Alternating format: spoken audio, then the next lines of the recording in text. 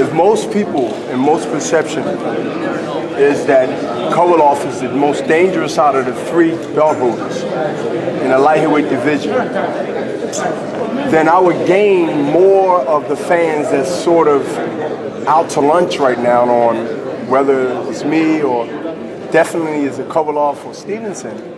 Beating Kovalev and taking that fight will win more of those fans, especially from Russia, and especially from this country, United States, who somehow is still out to lunch on whether they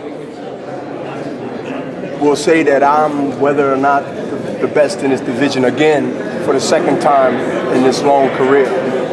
So I helped a lot of people in taking this fight, A, myself and my legacy, B, a lot of lawsuits got dropped. Now, how did I, out of all the smart people that with these big degrees, will be able to figure out 3 scenarios making one fight?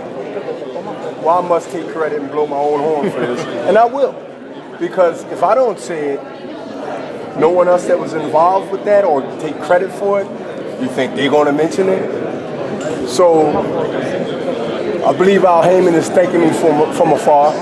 I believe Richard Schaefer is thanking me from afar. Because not only the Golden Boy right now is lawsuit free from the allegations from Kathy Duva. Now we're here, ready to see the biggest fight. The biggest fight is November 8th in Atlantic City. I'm biased a little bit, but this is the most talked about and will be the most talked about fight.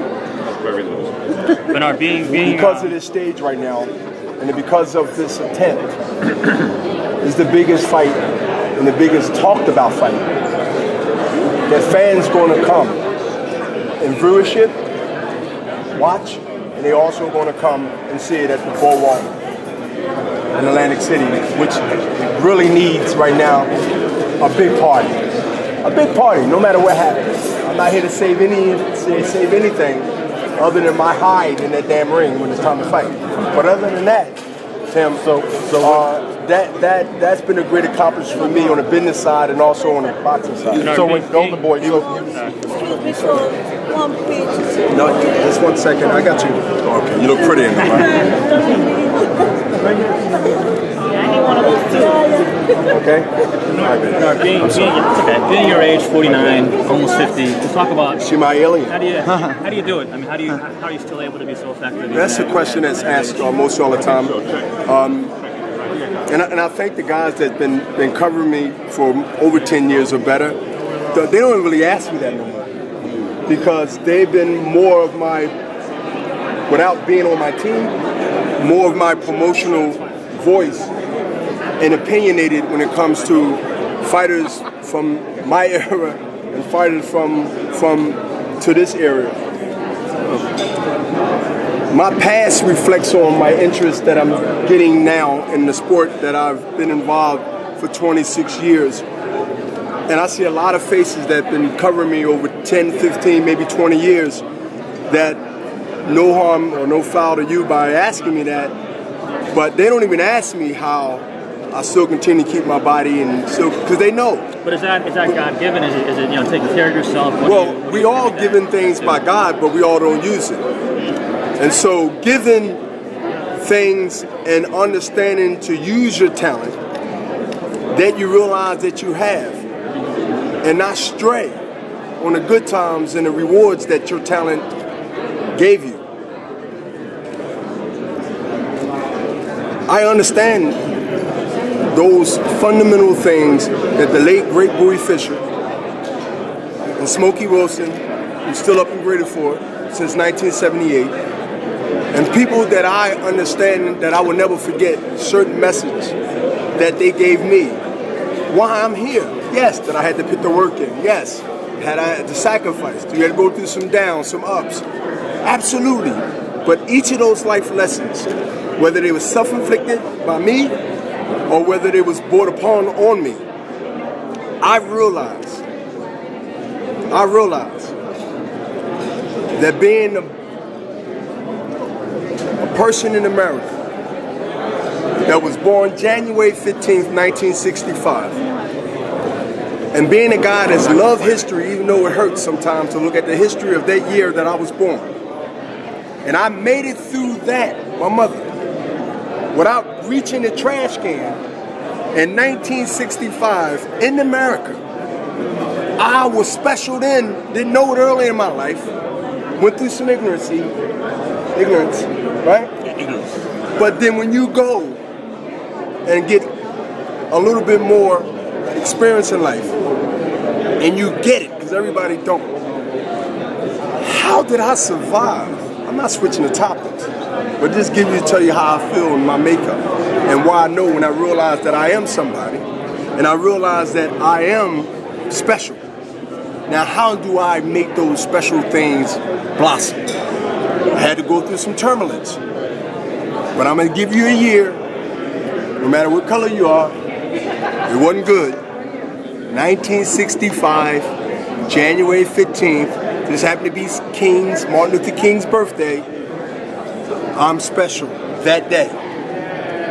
My deeds, what they do is, they give the qualifications of it. They give the credibility of it.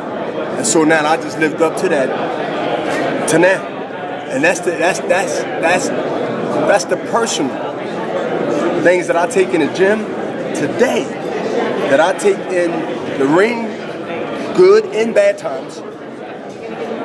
That's what I thrive off, those things. I didn't get caught up in all that. Cars don't mean nothing to me. Houses don't mean nothing to me. They can be replaced, but I can't. I won't be replacing this business. My record won't be replaced.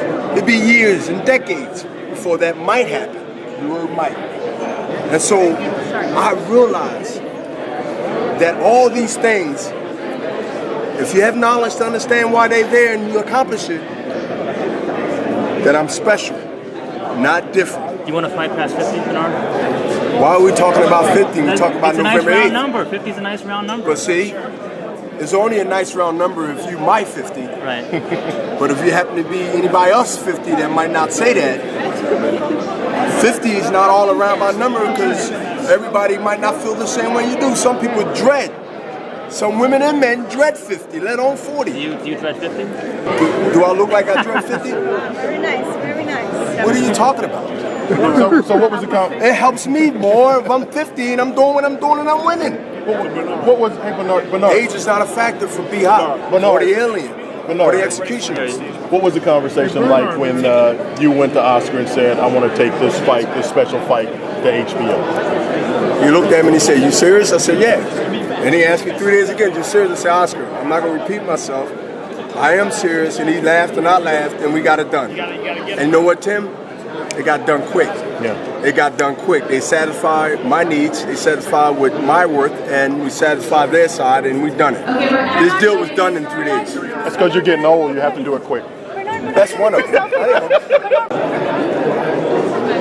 Pavlik, Cloud, a couple more. Hold on. Undefeated. You know, guys, Tarver went undefeated, but Tarver.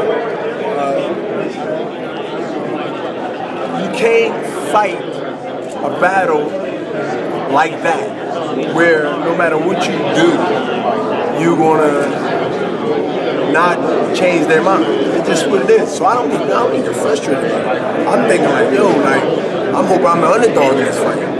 I'm really hoping I come in like 7-2, because 9 out of 10 ain't a boxing person who's making their odds. Right? Some guy sitting somewhere or whatever, right? Think about it. They see 49. Those odds jumping off that 49. So a lot of my guys, my street guys, you know what I mean? My street guys, right? Corporate guys, gambling guys, a lot of them going to make some money, because it's going to come down to a 31-year-old fighting a 49-year-old, and they're going to make the odds based on that. A lot of my guys going to get paid. Seriously, they could drop, and they coming from Philly, and and they come from Maryland. I got the whole tri-state area. I do great numbers there. They coming down with you, and if I gotta lose, I gotta fight them. So I can't fight two. So they gonna make a whole lot of money. Are you leading the pack of all boxers out there now? Are you leading the pack for putting up and showing up for actually fighting fighting the best? You alluded to it when you said the fights get made. I know what you're saying. Go ahead. The fights get made and the people. I'm glad you asked that question. We talked about it in Barbie's. Yes, we did. There was some stuff. What was it, 6-8 months ago? And you did it. You did it. And I'm glad you. No matter what the outcome is, November 8th. I'm glad that you remember. I sat down with you in front of a few other people, and we talked about that. And I put my money where my mouth is. I put my money where my mouth is. We talked about the best fight. That's leadership. Is that. And some, because it's easy for me in leadership to say somebody should do this, somebody should do that, but then I get an opportunity to do what I said that need to be done. What better person to spearhead than the OG? What better person to spearhead of using the mob, of using the street gang, of using here, of using running things? What better way than the OG that come through and say, listen, y'all, we should do this, we should do that. Okay, I said it, but now I got a chance to be the first one. Was the last one on HBO, and now the first one back through Golden Boy. Tell me, is that written? It's all in divine order. This ain't nothing I'm playing. This ain't nothing I sit down. Listen, I'm not that educated, smart to do it. I'm not stupid, but I'm just trying to say to everybody. I talked about something that came to pass. It shocked a whole lot of people. It ain't shocked me. What shocked a whole lot of people is because most people talk.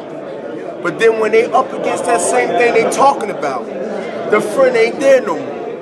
The so-called buddies is gone. We all here experienced that in our life. So I get a chance now to say, let's do the deal, because I knew that it will accomplish so many things other than lawsuits, as I allude to. You know what I'm talking about. So Bernard became the peacekeeper and the peacemaker, and Bernard molded together a relationship with Golden Boy and HBO that was tarnished, and now it took the fighter that everybody, not most people, said, oh, this and this about, but it took me to mend two power brokers together and say, you know what, let's make the best fights for the fans. Let's keep her working. Let's go sit down, y'all. We gotta have a round table. Thank you.